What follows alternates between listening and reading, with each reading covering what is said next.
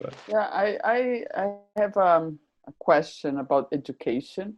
yeah. So I think sometimes it's difficult for teachers to use more liberating structure, and I don't know why. I have like a guess, but do you Uh-huh. think liberating structure challenge too much their authority, or is there any other? I mean, I th- my sense is any teacher can choose how much authority they still want to keep and still use liberating structures.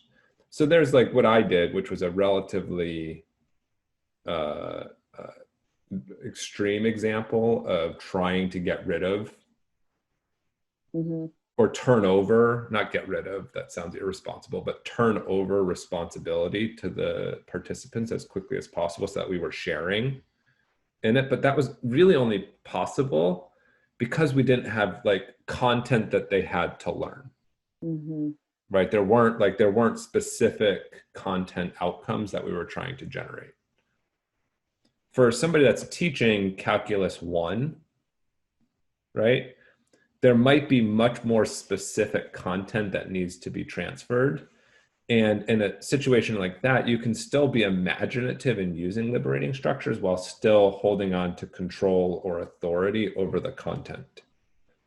And I think for me, it's less a barrier or less a situation of having authority and more truly just about having the time and the support to engage imaginatively in thinking about the configuration of the interactions you want to have in your classroom, because it takes a lot of effort Mm-hmm. to think about how to take the existing content and make it more authored by the students themselves or by the participants. It requires a lot of effort to let go of your past practice or to get over the entropy of just being able to rely on the things that you've done previously. And I think there's a little bit of uncertainty that something like liberating structures injects, which is it introduces a certain amount of uncertainty in whether or not the content will be transferred successfully. And that uncertainty is still there, even when you're relying on traditional instruction methods. But I think But people yeah, have, that one they know. yeah, Kind but I think that's what I said. I think people have gotten comfortable with the amount of uncertainty involved, uh-huh. or they've forgotten that there still is uncertainty involved. And this just makes the uncertainty, their experience of uncertainty, more visible. And that can just be challenging. Mm-hmm. But I think for the most part, every educator I've ever talked to is eager or willing or desires to change the dynamics of their classroom and enjoys thinking creatively and imaginatively about how the education or the learning environment gets set up. It's really just a matter of the so many competing demands on their attention, so many adjacent commitments that they're held to, that prevents them from really having the space, having the support, having the resources to go through a process of redesigning Mm-hmm. the settings in their classrooms in a way that still, treats the content as important and at the same time lets students come to that content in more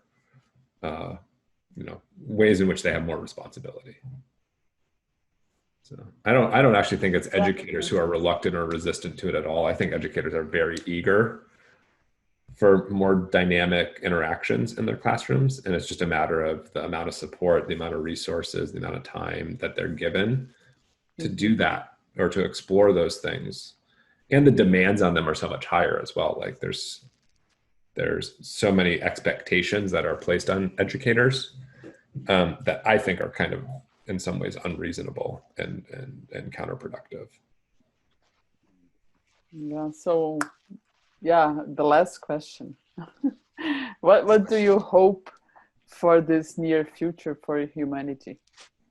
That's too big of a question.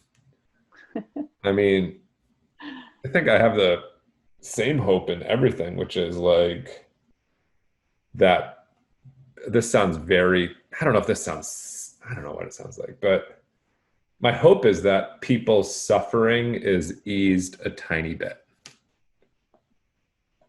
That's what I hope to see in the near future, that like in every moment, people's suffering can be reduced the tiniest fragment. Which maybe that's a pretty despairing view. But if people's suffering can be reduced a tiny bit, I think that's a hope I hold on to. And I think second to that, or the positive version of that, would be that like that people's belief in one another is renewed, or that their belief that other people and the people around them are intelligent and creative and imaginative and capable, that gets renewed. That would be my other hope, is that somehow we renew, our belief or trust that the people around us are creative, imaginative, intelligent, and capable. And that's one of the things that I do. That's part of going back to the question about why it's important for me to spread them. I think liberating structure contributes a little bit to that. I think it contributes a lot to it, but at the very minimum, I think it contributes a tiny bit to that. Yeah, sometimes just a little bit can change on the long run, can change a lot the trajectory. Yeah.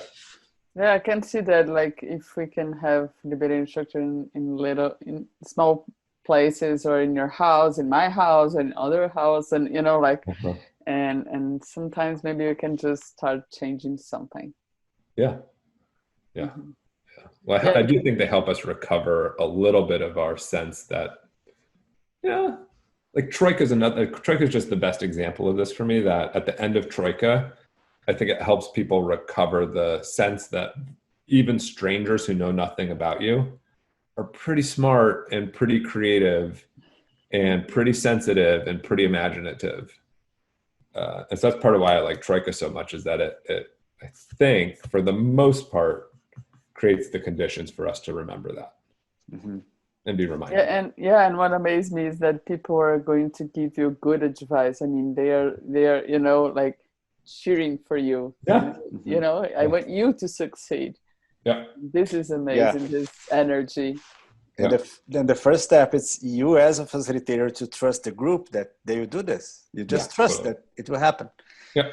But if you don't, we always hear this question: is the group ready for that?